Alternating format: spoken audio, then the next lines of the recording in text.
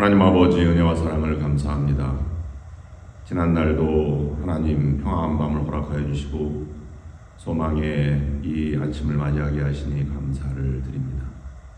주님의 십자가의 고난을 묵상하고 고난의 신비와 부활의 능력을 덧입는 이 고난 주간 또 사순절 기간을 보내고 있습니다. 하나님, 오늘 사순절 묵상 로마서에서 읽는 믿음 생활 25번째 날을 맞이하게 되었습니다. 그리고 새해 시작한 지 3달을 과거로 돌려보내고 4월 2번째 날을 맞이합니다. 하나님, 오늘도 하나님의 은혜의 세계로 인도하여 주시고 말씀으로 굳건해 주셔서 믿음의 능력을 회복하고 또 거친 세상을 승리함으로 살아가는 저희들이 될 수 있도록 인도하여 주시옵소서. 예수 그리스도의 이름으로 간절히 기도드립니다. 아멘. 오늘 말씀은 로마서 11장 25절부터 36절까지입니다. 형제들아, 너희가 스스로 지혜에 있다 하면서 이 신비를 너희가 모르기를 내가 원하지 아니하노니, 이 신비는 이방인의 충만한 수가 들어오기까지 이스라엘의 더러는 우둔하게 된 것이라. 그리하여 온 이스라엘이 구원을 받으리라. 기록된 바 구원자가 시온에서 오사 야곱에게서 경건하지 않은 것을 돌이키시겠고, 내가 그들의 죄를 없이 할 때에 그들에게 이루어질 내 언약이 이것이라 함과 같으니라. 복음으로 하면 그들이 너희로 말미암아 원수된 자요, 택하심으로 하면 조상들로 말미암아 사랑을 입은 자라. 하나님의 은사와 부르심에는 후회하심이 없느니라. 너희가 전에는 하나님께 순종하지 아니하더니 이스라엘이 순종하지 아니함으로 이제 긍휼을 입었는지라. 이와 같이 이 사람들이 순종하지 아니하니 이는 너희에게 베푸시는 긍휼로 이제 그들도 긍휼을 얻게 하려 하심이라. 하나님이 모든 사람을 순종하지 아니하는 가운데 가두어 두심은 모든 사람에게 긍휼을 베풀려 하심이로다. 깊도다. 하나님의 지혜와 지식의 풍성함이요, 그의 판단은 헤아리지 못할 것이며 그의 길은 찾지 못할 것이로다. 누가 주의 마음을 알았느냐? 누가 그의 모사가 되었느냐? 누가 주께 먼저 드려서 갚으심을 받겠느냐? 이는 만물이 주에게서 나오고 주로 말미암고 주에게로 돌아감이라. 그에게 영광이 세세에 있을지어다.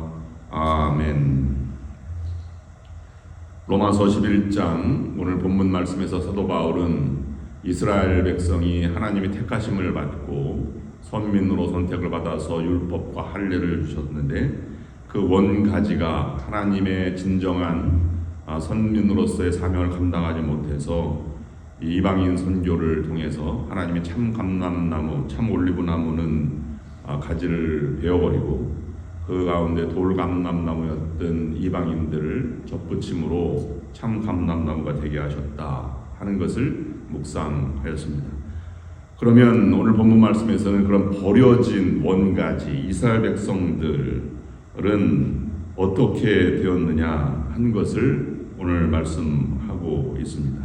이방인들은 접붙임을 받아서 하나님의 은혜의 세계, 구원의 세계로 들어오게 되었으나, 그래서 하나님의 자녀, 너는 죄가 있으나 믿음으로써 칭의, 의롭다 하심을 얻게 된 그런 하나님의 아주 은혜로 대해주시는 그런 의롭다 하시는 하나님의 사랑으로 받아주셨는데 반해서 원가지에 붙어있던 좋은 가지들은 어떻게 된 것이냐 하는 것입니다.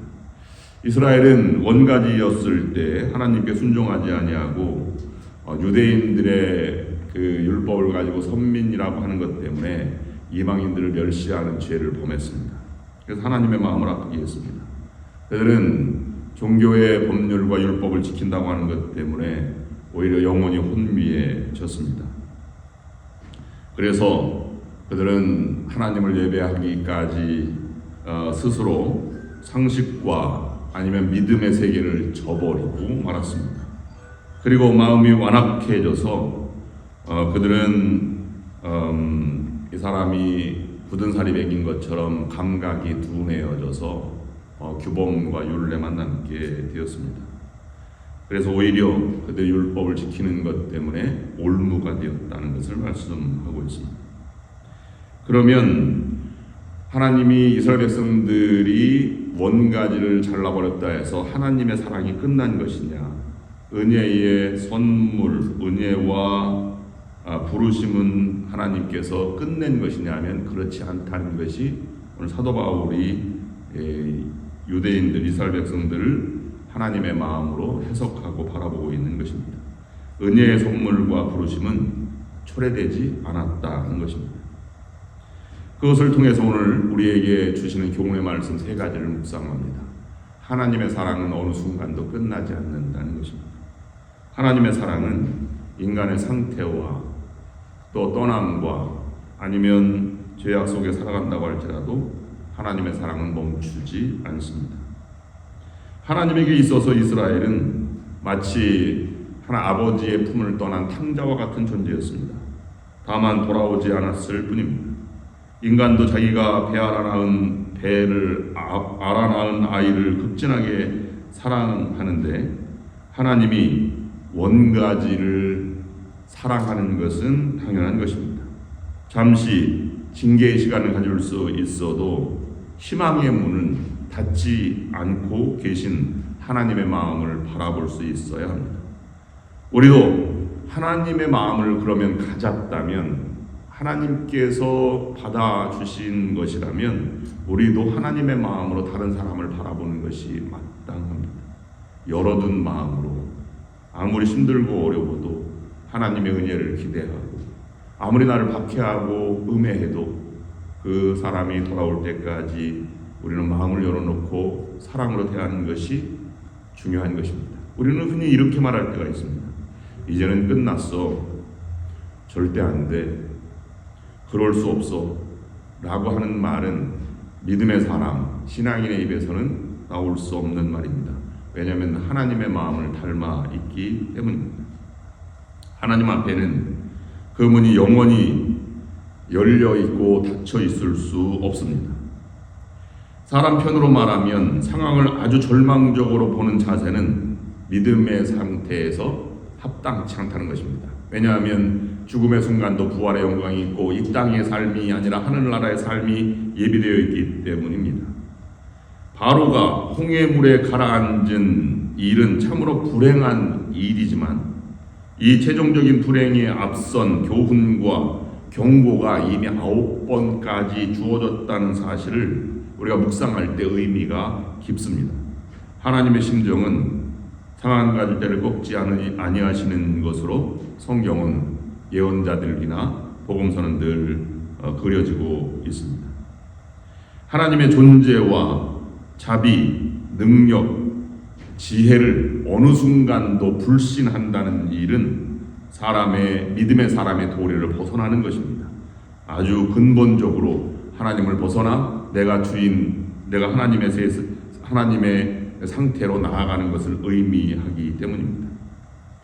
잘라내밀한 현상은 바로 하나님의 자비가 그래도 그 속에서 기다림과 흐르고 있다고 하는 것을 우리에게 보여주고 있습니다. 그렇다면 이렇게 불만을 가질 수 있습니다. 아니 그러면 왜 그렇게 버려질 사람들, 이스라엘 백성들을 선택을 해서 그들로 하여금 타락하게 만들었는가, 이렇게 신학적으로 질문하는 사람들이 있을 수 있습니다. 우리가 흔히 하는 말로 그렇게 될 줄 알았어, 병 주고 약 주는 것이 하나님이 아니겠어? 라고 말할 수도 있습니다. 그러나 그렇게 해서 해결될 일이 아닙니다. 완고하게 불순종하는 사람들에게도 하나님의 은총은 끝나지 않았다 하는 것이 우리 사도 바울이 묵상한 하나님의 마음, 믿음의 사람의 태도입니다. 이 태도가 왜 중요합니까? 그 태도를 가져야 세상을 품을 수 있고 박해자들을 사랑할 수 있고 팔을 벌려서 더 선한 세계로, 온전한 세계, 하나님 나라를 이루어갈 수 있기 때문입니다. 로마 사람들, 로마에 있는 그리스도인들은 안팎으로 다 나아갈 수 없게 되었습니다. 사람이 밖으로는 박해가 있고 최종적으로 순교가 있고 이웃 사람들과 어울려 살 수도 없고 오해를 받게 되었고 징계를 받고 이렇게 살게 되었습니다. 근데 그것을 뚫고 넘어가서 이스라엘 이 로마에 있는 교인들은 로마의 박해를 뛰어넘어서 다른 지역으로 나가게 되었고 또 복음을 증거하게 되는 아름다운 믿음의 본이 되었습니다. 바로 사도 바울의 로마서의 가르침 때문에 그런 것입니다. 그렇다면 두 번째로 우리가 바라보아야 할 것은 현상과 문제와 사람을 바라볼 것이 아니라 구원의 주체인 하나님을 바라보아야만 합니다. 그래서 하나님을 기대하고 하나님의 구속의 은혜를 잊지 말아야 합니다. 제가 초등학교 때 이렇게 들어오면 장학관들이 1년에 한 번 정도 와서 이제 똑똑한 학생들 질문을 이렇게 하고 사람을 모아서 이렇게 질문할 때가 있었습니다.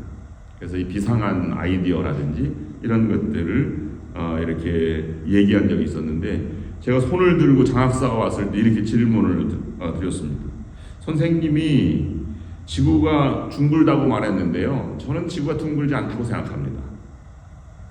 왜냐하면 지구는 둥글기는 하지만 공같이 둥글지 않습니다. 맨들맨들하지는 않습니다. 왜냐하면 산도 있고요. 히말라야 같은 산이 있으면 종기처럼 이렇게 나와 있지 않을 것입니까? 그러므로 아주 둥글다고 말하는 것은 잘못된 것입니다. 라고 말했습니다. 장학관이 한참 말을 듣더니 이렇게 얘기했습니다. 지구에서 보면 언덕도 보이고 산도 보이겠지만 넓은 우주에서 보면 둥글지 않을까? 제가 그것을 뛰어넘을 만한 지식이 없었기 때문에 받아들였습니다. 문제는 이제 돌아와서 생각해 보니까 우리의 눈에 문제가 있습니다.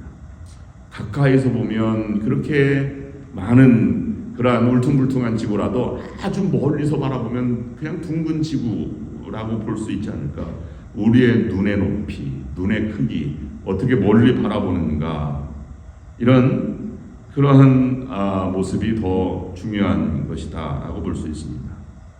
즉 우리도 사람을 아니면 역사를 아니면 문제들을 그렇게 바라볼 수 있어야 합니다.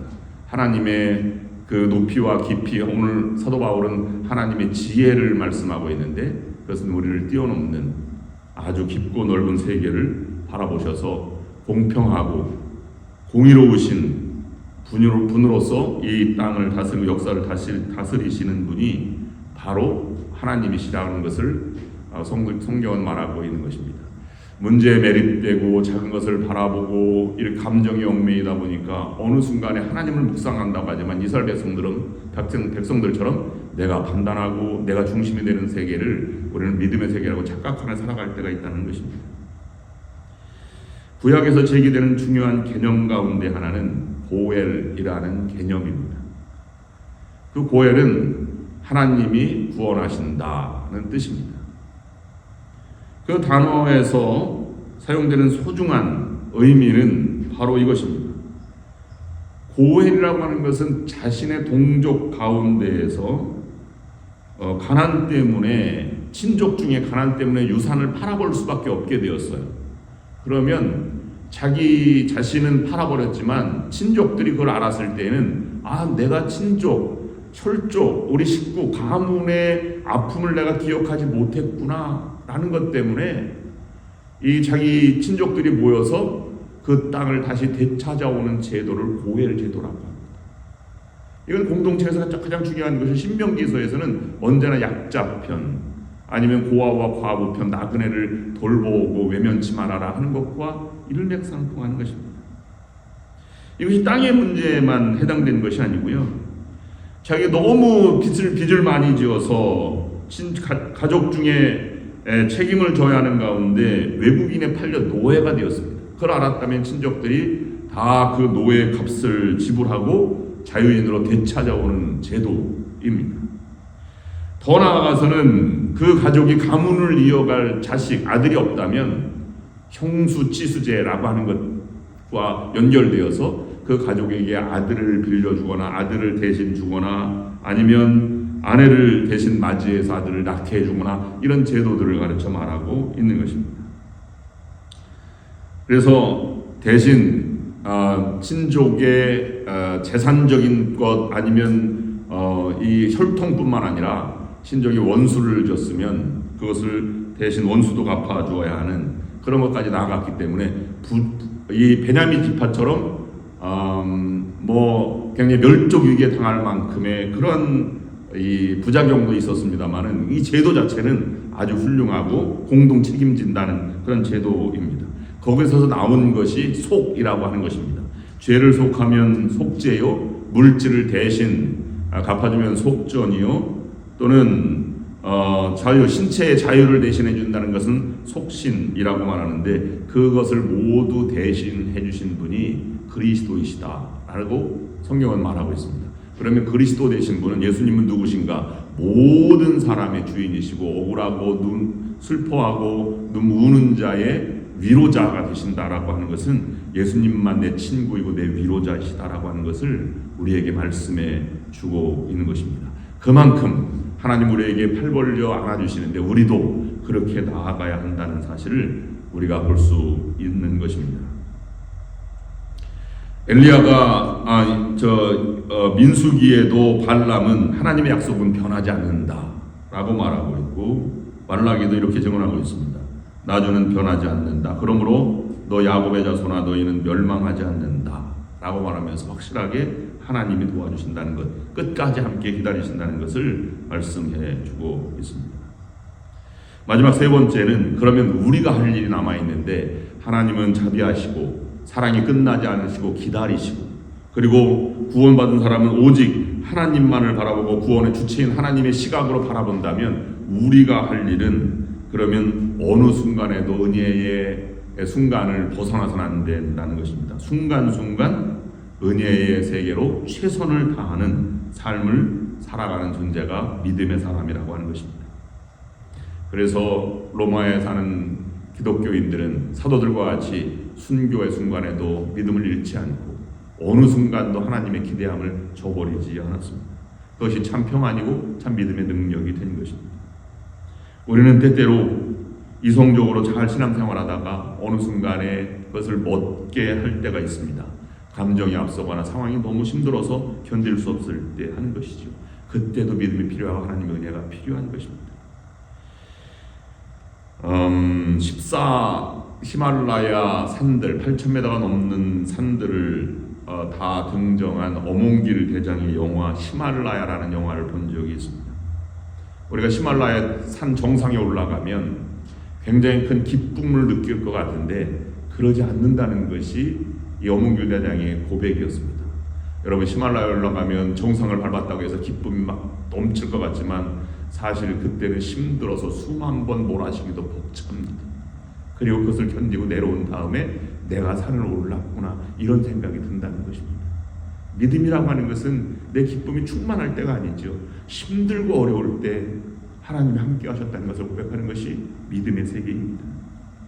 인생도 순간순간 살아가는 모든 삶에 정확한 하나님의 의지, 하나님의 은혜의 세계, 이 주어진 환경과 순간에 최선을 다해서 하나님을 저버리지 않고 믿음의 신의를 지키고 굳건하게 희망을 가지고 나아가는 것이 순간순간 최선을 다하는 믿음의 사람의 모습입니다.